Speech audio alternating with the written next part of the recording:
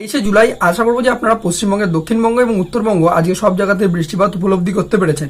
আগামী 48 ঘন্টাতেও পশ্চিমবঙ্গের বেশ কিছু জায়গাতে ভারী বৃষ্টিপাতের আশঙ্কা রয়েছে, যার মধ্যে আমাদের দক্ষিণবঙ্গের জন্য হলুদ সতর্কবার্তা রয়েছে এবং দেখতে গেলে গোটা পশ্চিমবঙ্গের জন্য 23খানা জেলাতেই হলুদ সতর্কবার্তা রয়েছে 24শে জুলাইয়ের জন্য।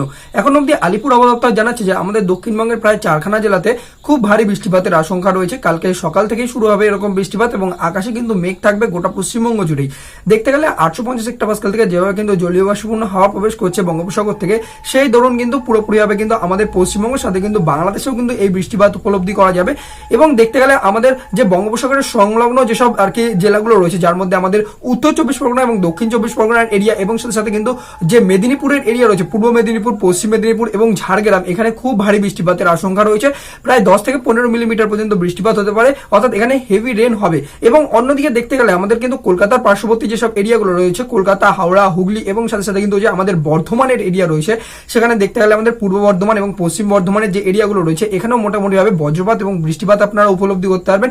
খুব একটা ঝড়ের আশঙ্কা নেই, মোটামুটি ভাবে লাইট টু মডারেট টাইপের শাওয়ার এখানে কিন্তু আপনারা উপলব্ধি করতে পারবেন। এবার যদি আমরা উত্তর দিকে যাওয়ার চেষ্টা করি, সেক্ষেত্রে আমাদের কিন্তু নদিয়াও পড়বে এবং সাথে কিন্তু আমাদের মুর্শিদাবাদ এবং মানে আর কি বহরমপুরের এরিয়া এবং আমাদের বীরভূমের যে এরিয়াগুলো রয়েছে, অর্থাৎ শিউড়ি, তারপরে হচ্ছে কি বোলপুরের এরিয়া এবং শান্তিনিকেতনের যে এরিয়া রয়েছে, এর থেকে তারপরে যদি আমরা মালদা এবং সাথে সাথে উত্তর দিনাজপুর এবং সাথে সাথে দক্ষিণ দিনাজপুরের এরিয়া দেখি, এখানে লাইট টু মডারেট টাইপের বৃষ্টিপাত হবে। খুব একটা ভারী বৃষ্টিপাতের আশঙ্কা নেই, কিন্তু দিনভর কিন্তু বৃষ্টিপাত আপনারা দেখতে পারবেন। এবং অন্যদিকে দেখতে গেলে যদি উত্তরে যাওয়ার চেষ্টা করি, সেক্ষেত্রে শিলিগুড়ি, জলপাইগুড়ি এবং সাথে সাথে কুচবিহারের যে এরিয়া রয়েছে, এখানেও এবং মাথাভাঙা, ফালাকাটা, দিনাটা, কুচবিহার এবং অন্যদিকে দেখতে গেলে যে সিতাইয়ের এরিয়া রয়েছে, এখানেও আপনারা বজ্রপাত সহ বৃষ্টিপাত দেখতে পারবেন। এবং এর সাথে সাথে কিন্তু দার্জিলিং এর এরিয়া রয়েছে, কালিম্পং এর এরিয়া রয়েছে, এখানেও হলুদ সতর্কবার্তা এবং বজ্রপাত সহ বৃষ্টিপাতের আশঙ্কা রয়েছে।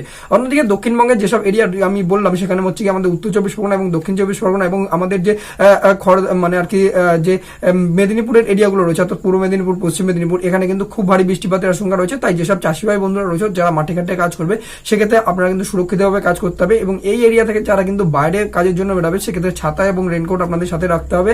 এবং অন্যদিকে এখান থেকে যারা প্ল্যানিং করছে যে উত্তরবঙ্গে ঘুরতে যাবে, সেক্ষেত্রে বলবো যে কদিন ডিলে করো, কারণ এখন কিন্তু উত্তরবঙ্গে বৃষ্টিপাতের আশঙ্কা রয়েছে। এবং যেহেতু কিন্তু লাগাতার বৃষ্টিপাত উত্তরবঙ্গে দেখতে পাওয়া যাচ্ছে, সেক্ষেত্রে ল্যান্ডস্লাইডের মতো কন্ডিশন পাহাড়ে কিন্তু যখন তখন হতে পারে। আর অন্যদিকে কিন্তু যেসব জেলে ভাই বন্ধুরা তোমরা কিন্তু ট্রলার নিয়ে কিন্তু সমুদ্রে মাছ ধরতে যাওয়ার আর কি প্রবণতা রয়েছে, সেক্ষেত্রে লোকাল অথরিটির সাথে কথা বলে কিন্তু যাবে। দীঘা, কাঁথির যেসব এরিয়া রয়েছে, সেখানেও কিন্তু যেসব জেলে ভাই বন্ধুরা রয়েছে, তারা কিন্তু ট্রলার নিয়ে সমুদ্রে যাওয়ার আগে কিন্তু অবশ্যই কিন্তু লোকাল অথরিটির সাথে কথা বলে। এবং সুন্দরবন এরিয়াটাতেও কিন্তু বৃষ্টিপাতের আশঙ্কা বৃদ্ধি হচ্ছে।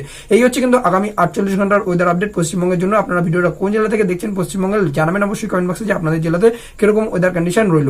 আর আপনারা যদি এরকম রেগুলার আবহাওয়া সম্পর্কিত আপডেট পেতে চান, তাহলে আবহাওয়া দর্পণকে অবশ্যই ইউটিউবে সাবস্ক্রাইব করে রাখবেন।